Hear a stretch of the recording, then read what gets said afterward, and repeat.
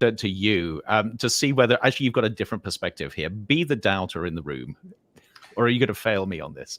No. I mean, I can be the doubter, but maybe not in the way you were hoping for. I'm not going to tell you that I for sure know that these models aren't conscious, but rather my inclination is to say that we'll never have an answer to that question. Mm-hmm.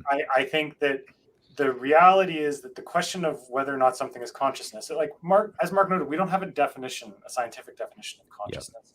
And my suspicion is we will never have one.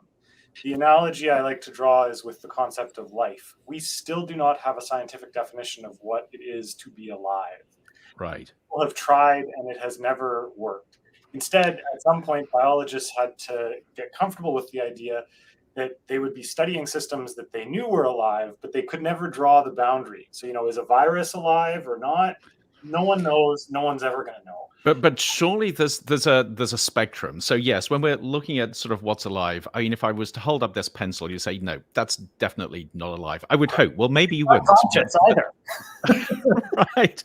But so you've got sort of somewhere there's this fuzzy boundary. Sort of how fuzzy is that boundary between machines and biological systems? Right. So that's what I'd say is I think it's very fuzzy, and that's why I'm inclined to say that we will never have an answer to the question that you asked originally, because I think that particularly today's LLMs sit somewhere in sort of virus-like territory. They exhibit many of the features of consciousness that we know are critical components of what we call consciousness with our natural language.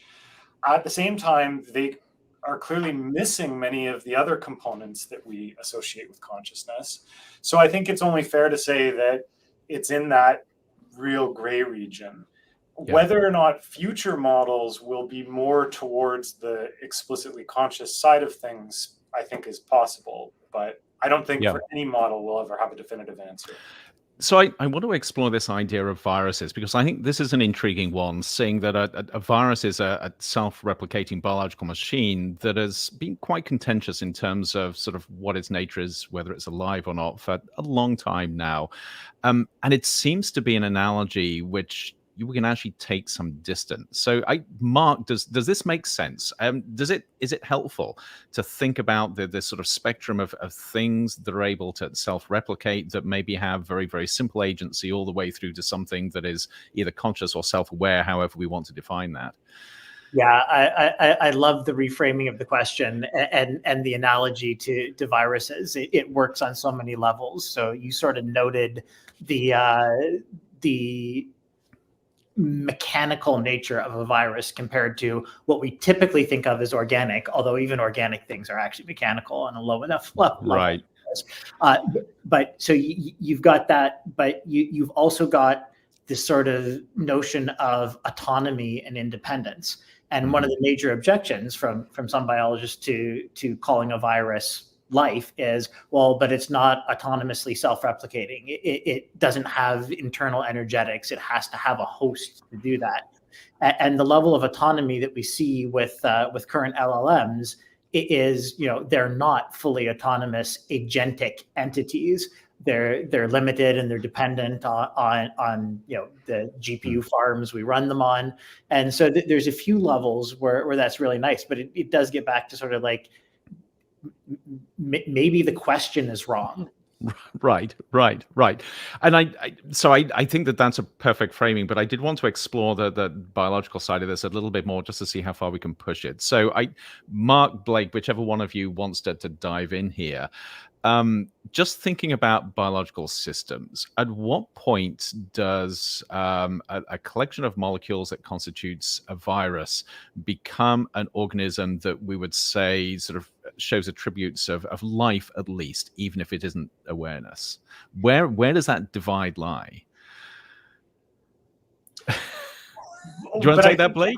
Yeah, so if I can comment on that, I think the key point is that there is no way to identify that divide scientifically. That's right. Part of what biology has realized. So what we can do is any of us can adopt our own personal definition, per what Mark said about Anil's end to his book. we could all say, like, I could say, okay, I need it to have internal energetics that allow it to replicate in the absence of another life form. And that's fine. And then, maybe like a bacteria is alive, but a virus is not. But perhaps alternatively, I would want to take some higher definitions of what it means to be alive, like, specifically some agency or ability to make actions in the world, something like that, right? So I think that we will always be in this situation, in this question of what constitutes a life form. And that's where I actually think the analogy holds, because I think that's what we're going to have with consciousness as well. And of course, we're conflating life or being alive and consciousness here. I'm going to come back to you, Mark, on this. So where are the dangers of that? If we were to ask just, is AI at the moment showing indications of say, proto-life? Is that a question that makes any sense even? Sure. Why not? Blake's right. We're never going to have a good definition of life, and so why not ask that question and have a fun argument about it? And we also, as Anil has made in his research, we do tend to conflate consciousness and life, because the existence proofs we have of consciousness, and like, if you want to be Cartesian about it, the only existence proof I have is I feel like I'm behind my own eyes right now in here. So I'm having subjective experience. I know what it's like to be me. Right. Though actually, interestingly, there you have the cognitive ability, that self-awareness, where you can actually say things like that and ask questions like that. And I'm guessing, so actually, this is going off the tangent, but is this something that AI can do at the moment, or is it just simulating that idea of asking questions like that about itself? But maybe I'm just simulating, right? Why is one computation real and another computation a simulation? And so we get into simulation theory within a few minutes of beginning, which I actually want to get back to that, but not just at the moment.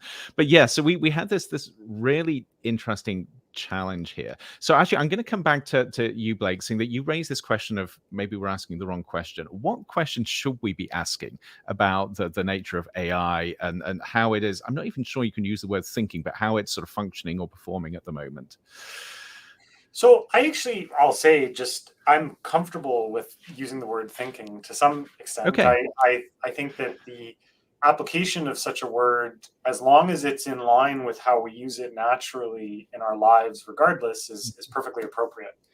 But I think that the important questions that we then really want to ask vis-a-vis AI is, to what extent do its thought processes, or if you want to call it something else, computational processes, actually in any way relate to the processes that are occurring in our brains? And to what extent can we predict the behavior of these models based on some of those insights of parallels between our own brains and their operations? For me, these are the important questions, because really that's kind of what we want to get at with this question of consciousness anyway, is we want to know, if we are interacting with these machines, what is it they're actually going to do? What is it that they're actually up to? And that's the critical question, I feel like. So it almost sounds like you're beginning to describe a field of machine psychology, very much so. Yes. Right. I think that's exactly what we're going to see emerge over the next decade, is a field of AI psychology and neuroscience. There's a lot of work going into both describing the behavior of these models and analyzing their internal computations in the same way that neuroscientists try to analyze the internal computations of the brain. Right. But of course, at the heart of that is the idea that we have our brains, that they're complex, that the architecture is complex, that the function is complex and distributed. And all we can do to understand what's going on inside is to probe from the outside, although we're getting increasingly sophisticated at that. But we do it because it's largely a black box that we're trying to sort of shed some light on. Does the same apply to, at the moment, the foundation models that are being developed? Are they largely complex black boxes that we really don't know the inner workings of? Because to some people, that would seem a little strange, seeing that we've created these things. Surely we understand what's going on inside the box. No, I think we don't. Indeed, they are black boxes right now. And there is a whole field of mechanistic interpretability, as it's called within AI, to try to understand what's happening in those black boxes. Now, the benefit in AI is, unlike in neuroscience, it's very easy to run experiments with these systems. So my guess is that we'll advance much more rapidly in the neuroscience of AI than we will in the neuroscience of human beings. Yeah. But the core problem is the same. How do you interpret the operations and the computations of a massively distributed parallel processing system? Yeah. And I've got to bring Mark in here because you were looking very animated there, Mark, just to sort of add to that idea. So, I mean, what Blake is suggesting here, and with which I agree entirely, is adopting what Dan Dennett would call an intentional stance towards these things, right? So Dennett would say we are now ascribing intent and intentionality to these entities, and I think that's absolutely correct. And likewise, we can use the tools of psychology and neuroscience to, which grew up dealing with an incredibly complex black box system, and just sort of setting from the outset, this isn't physics 101 where I have a sphere lying on a plank and I can reason about all the variables. It's incredibly complex and a lot is opaque to me. And some of the most exciting work I'm seeing on mechanistic interpretability, there was a really nice paper and blog post out of the Anthropic research team just a couple of weeks ago, where in a nutshell, they're taking LLMs and instrumenting them and doing something that looks a lot more like fMRI than single cell recording. And so just not that single cell recording in brains isn't important. There are things we've learned from that, but it doesn't tell you a lot about psychology. Whereas fMRI is so popular with cognitive neuroscientists because it seems closer to things that match our folk psychological concepts and behavior. And so to see that mentality, mindset, and set of tools move into LLMs, pretty cool. But that is an amazing shift, going from computer scientists who think at the level of individual artificial neurons or even the switches, the transistors that make those up, to taking a perspective which actually didn't originate in computer science at all, and beginning to look at this more as a collective biological entity. It blows my mind that you're beginning to have that intersection and the insights that come out of it. But I did want to go back to something you said a minute or so ago about intent and intentionality, because of course this is incredibly contentious. You'll have plenty of people out there. You get back to the idea of large language models being stochastic parrots. They just spew out sort of a reasonable sequence of words with no intentionality behind it. So where does this assumption or this idea of intentionality come from? Okay, but I mean, Carl Friston would say we're stochastic parrots too, but he says it in a way that isn't dismissive. He says it in a way that's actually profoundly intelligent, and with which I agree. And so yes, these things are trained on next token prediction, and yes, that's what they do, and that's pretty much what I do day to day too, right? But the token is an action for me, but I'm a machine for predicting my next action. Right. And even in the context of producing text, if you're producing a novel proof of Gödel's theorem, you need an internal mental model. You need something that resembles understanding of Gödel's theorem before you can write a proof of it. And so predicting the next token is not just I'm sampling from a Gaussian distribution. I'm sampling from a really complex, high-dimensional distribution. It's a manifold in some 7,000 dimensional space or whatever the LLM I'm using. But how secure are we at this? Because I mean, it makes sense that we've now got systems that are so complex that they can begin to sort of create this inner world or this inner sense of how things go together. But surely there's still the argument that they're just fooling us, that they're just sort of blindly throwing stuff out. Is there emerging evidence that there's something more going on under the hood here? Well, I reject the framing of something more, right? So we're back to, what's the difference between a real computation and a simulation of the computation. And as a computer scientist, there isn't. Like, bits go in, information processing, computation happens, bits come out. The end. It's bits all the way down, as I believe you've written before. Well, Blake, my other stochastic parrot here, Blake. Does this make sense? Yeah, I mean, I agree with everything Mark's saying. I think it's worth noting that some of the critiques about these models that propose that they're just stochastic parrots or large lookup tables, whatever, are embedded within a much older philosophy in cognitive science that imagined that human intelligence in particular was founded on something like a language of thought in the kind of Jerry Fodor sense of the word, where we would be able to see in the brain actual computations that mapped onto those folk psychological concepts and which had a certain logic and syntax to them that mapped to the mechanisms of the world. And so thus were a more somehow like authentic portrait of understanding the world, as opposed to a very complex, multimodal probability distribution of the sort that Mark was describing. But I think one of the most interesting things in some of the more recent mechanistic interpretability literature this way is that part of what people have been finding in studying these large language models recently is precisely that they do seem to develop some almost language of thought-ish kind of structures in their internal workings. So my favorite example is from this paper that I saw, I think, which was another Anthropic paper, if I recall correctly, on induction heads. Yeah. And so what they showed is that part of what seems to emerge in these large language models is that they will learn the rule that if I've seen A before B in the past, now when I say A, I'm going to propose B. Now that sounds simple enough, except the point is that they do this in a very general way. So no matter what A and B are, they will still exhibit this behavior. And they show that there are particular components, particular attention heads in the neural network that seem to engage in this computation.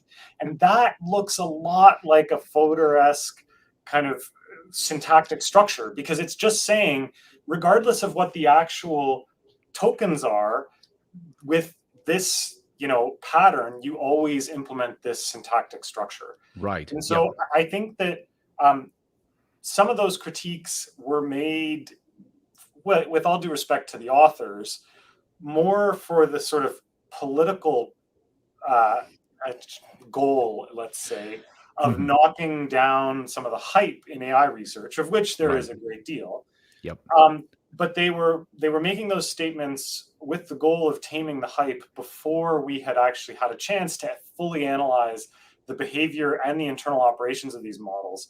And so the irony is, I think that as we start to pick them apart more, we will start to see the ways in which they still actually even adhere to that older conception of what understanding and thought are. Though, of course, they won't completely. And that's where I think there will still be people who pick a bone of contention with them. But I fully agree with Mark that I don't think humans are different that way. Right. But this also raises a really interesting question around just the functioning of the human brain. So the argument is quite often made that there are incredible efficiencies in the human brain that allow us to do amazing things with relatively little power and I guess relatively little compute. And that you look at foundation models at the moment, it's a little bit like trying to crack a nut with an absolutely massive mallet. Is that actually true? Or are we beginning to discover that these the structures that are emerging with LLMs are actually beginning to mimic some of the efficiencies of the human brain? Or is that still a long way off? Well, I think it's worth noting that the biggest inefficiency from the current approach we take to neural networks is actually not a result of the computations that happen in the neural network. It's a result of the need to move the synaptic weights to and from memory. So if you look at the energy consumption of training a large language model, the vast majority of the energy is actually just expended in moving the synaptic weights back and forth off of the GPUs. The actual like calculations themselves are a much smaller portion of the energy usage. So very interesting. Right off the bat, if we could develop chips that operate with the synaptic weights embedded on the chip directly, something called neuromorphic hardwares, you would immediately cut the energy expenditure of this stuff by several orders of magnitude. The problem is, and we can discuss it if you want, but there's some technical hurdles to doing that at scale that have yet to be overcome.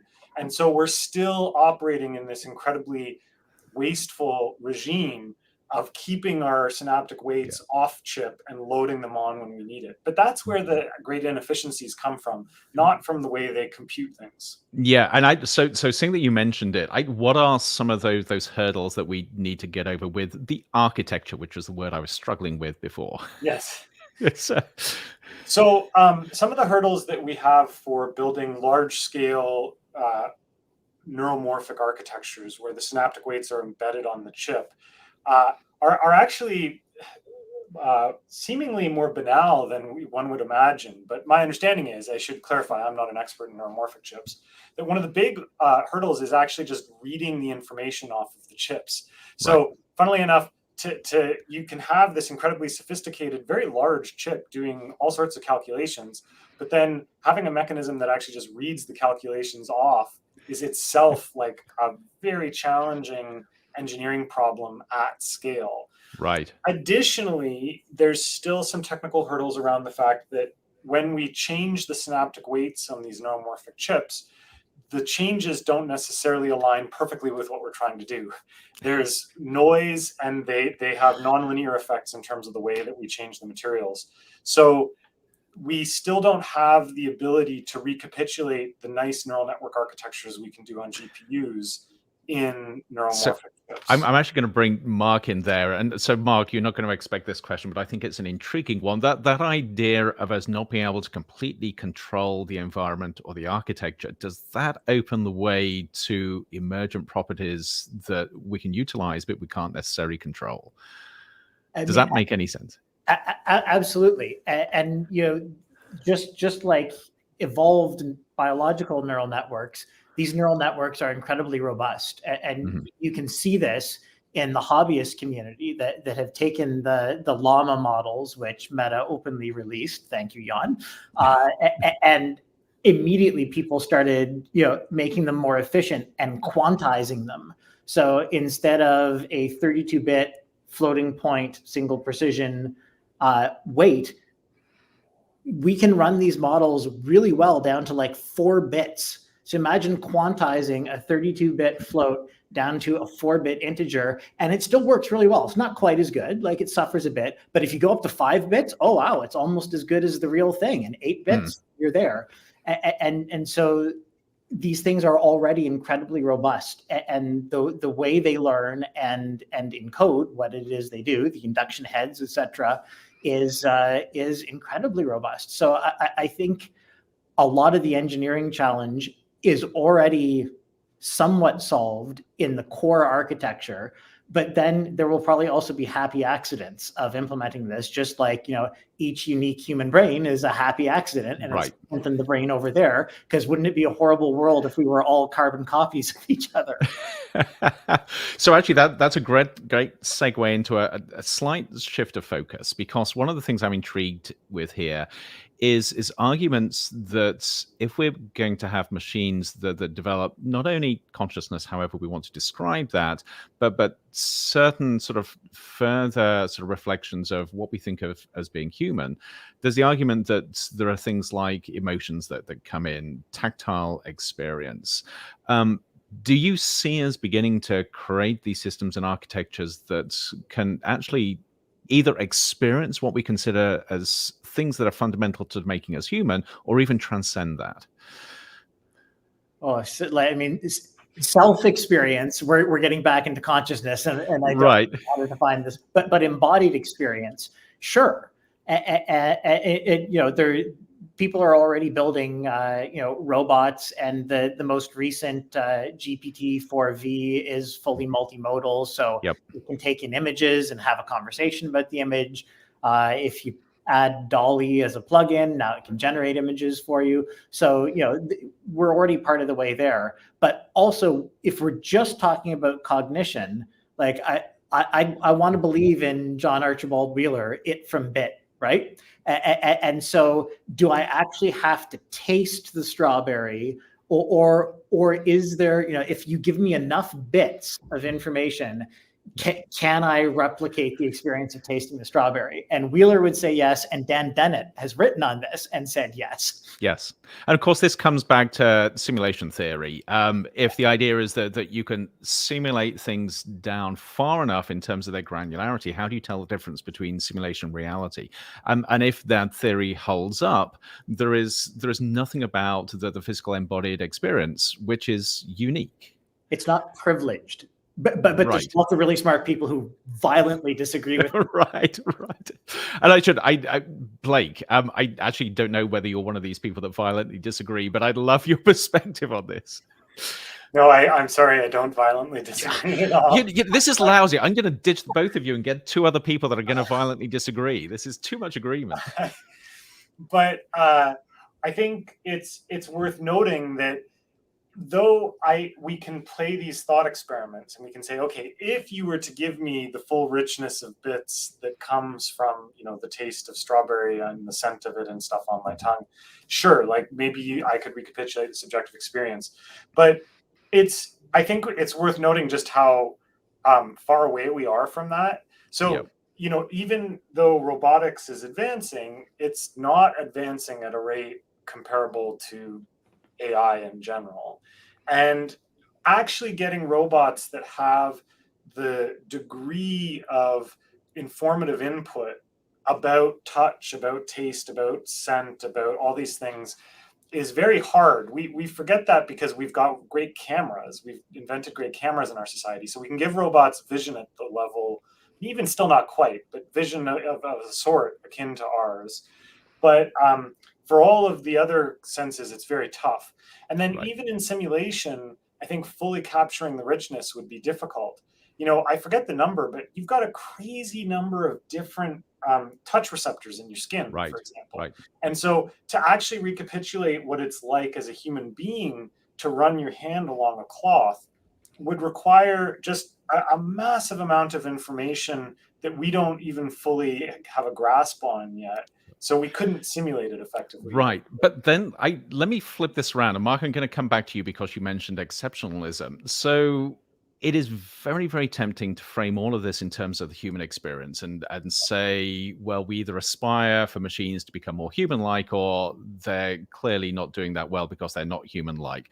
But these machines are having a set of experiences in cyberspace that we will never be privy to.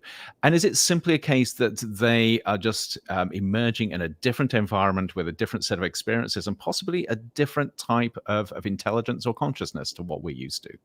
Yeah, I mean, absolutely. There is anthropocentrism and human exceptionalism at play here. We want to make these things just like us, and that goes back to like the existence proof we have for intelligent conscious life is, well, I think I'm intelligent and conscious. So, there we go. There's an N equals 1. So if I make something as much like me as possible, then it might also be intelligent and conscious.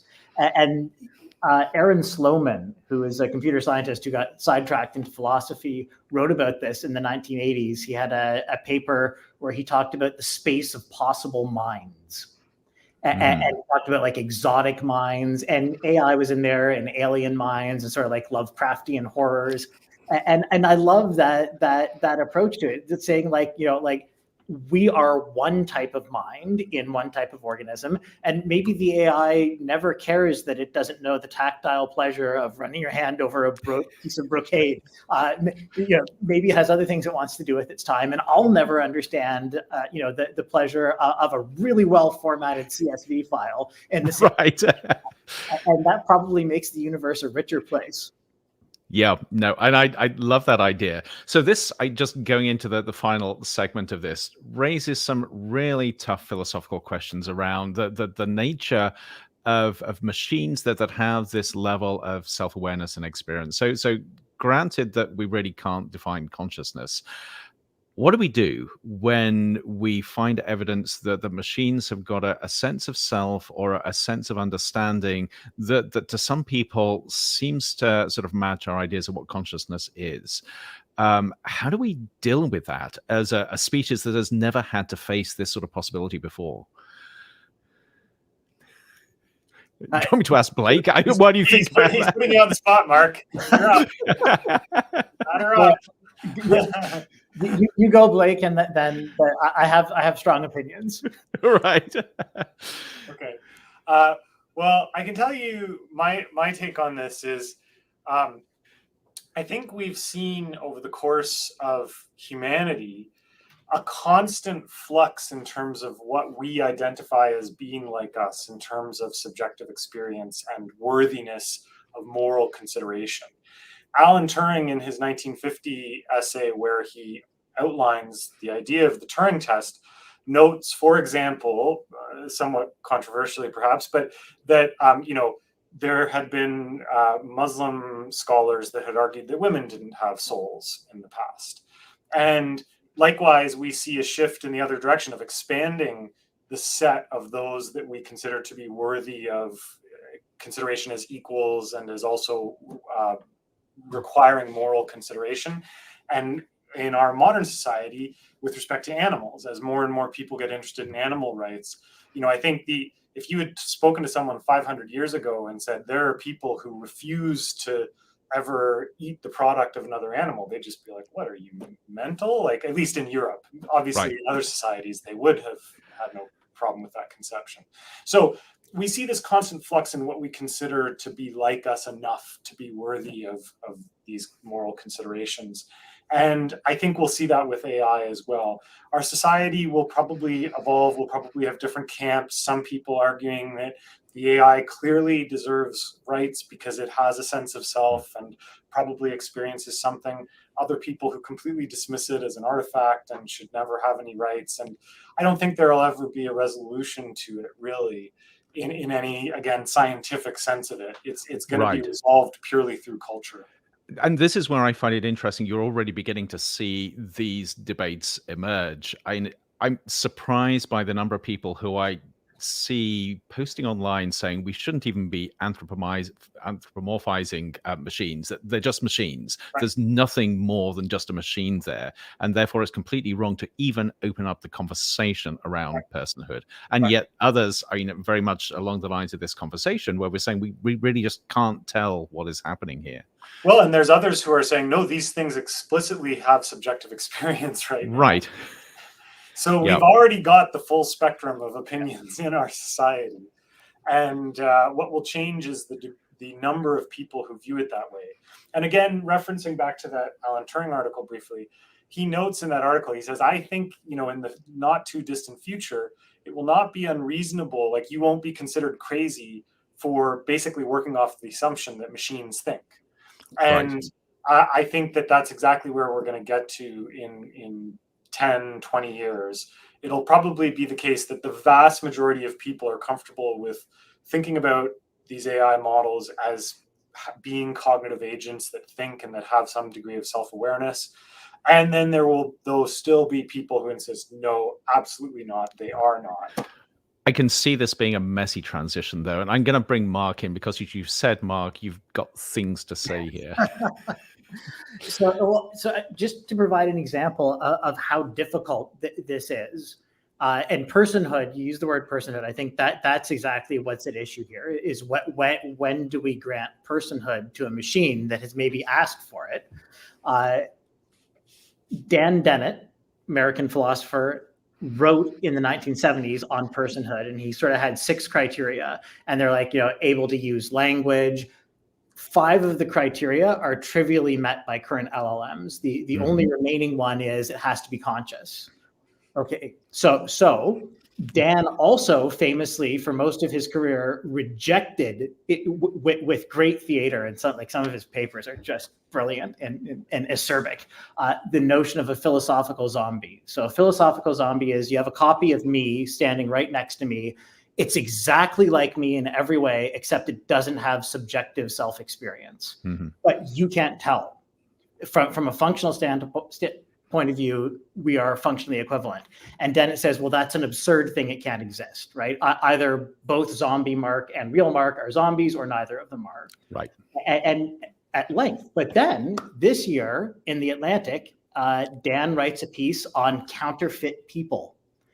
And he just lays into LLMs as counterfeit people. And refuses to grant them personhood rights, even though his, when you pull the thread through his own scholarship, like my mental model of Dan Dennett is he'd be the first one saying, of course, this is a person. So that was like a real deep breath moment for me. And I emailed him right away. I was like, Dan, what do you mean? And we had a significant back and forth. Neither of us are satisfied with it. But where do you think that comes from? Because to me, it sounds like you've got this disconnect between the philosophical idea and the reality that maybe we're creating something which is a match for us, but not human. Dan saw Silicon Zombie and he blinked, right? It's fine writing about zombies, but all of a sudden he found himself in the zombie film. He's like, whoa, I don't like it here. I want to get away. Right, I want to get out. But to me, this raises really interesting questions around where we go from here. So we're almost at time. So I want to wrap up, and I have a final question for you both.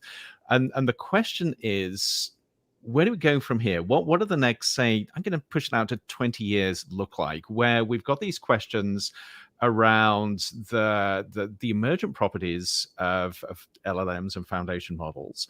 We've got these questions around where we're beginning to see the emergence of things which we relate to consciousness in biological organisms.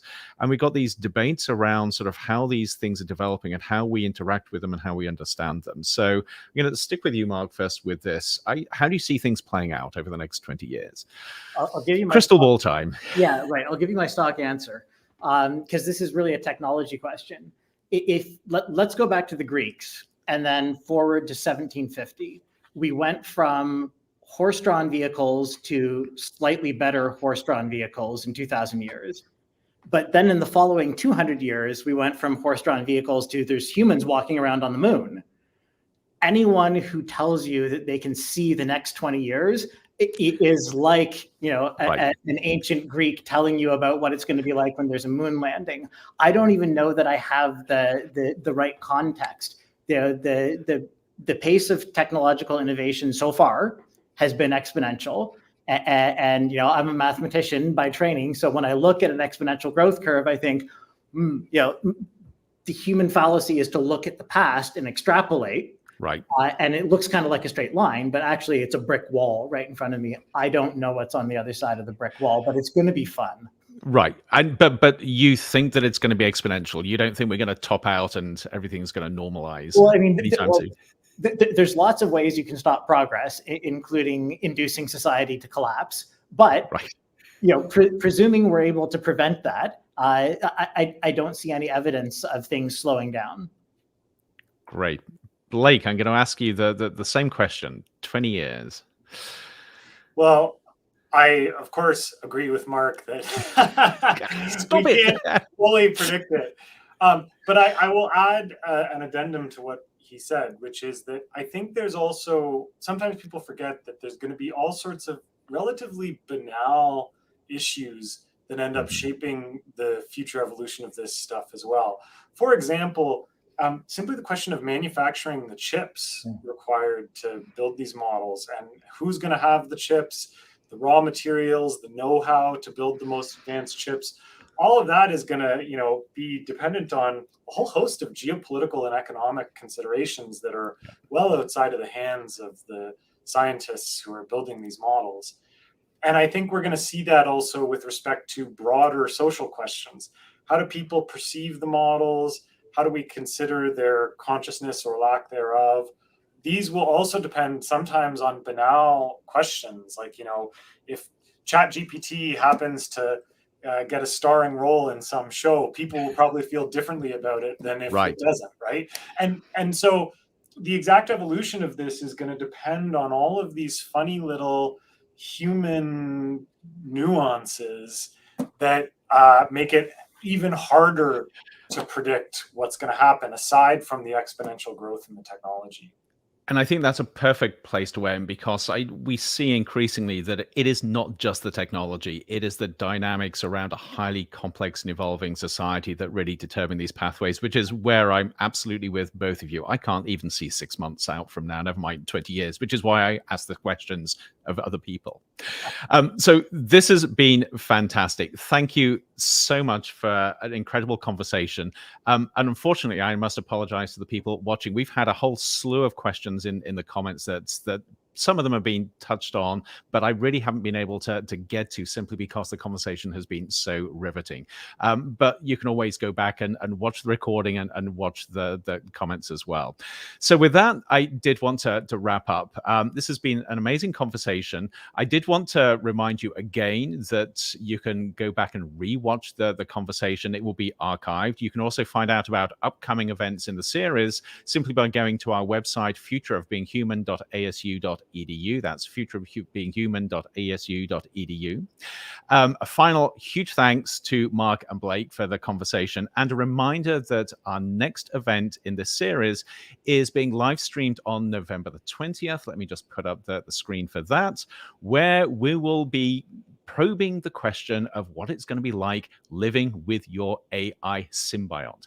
Until then, have a great day.